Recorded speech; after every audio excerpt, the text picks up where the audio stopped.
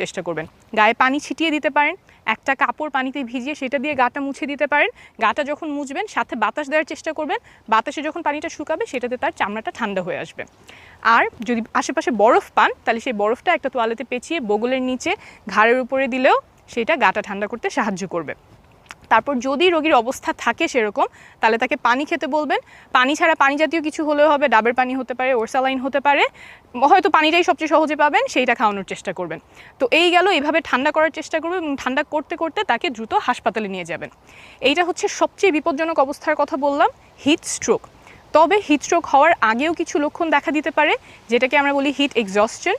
এই পর্যায়ে যদি কিছু পদক্ষেপ নেওয়া যায় তাহলে হিট স্ট্রোক এড়ানো সম্ভব হতে পারে।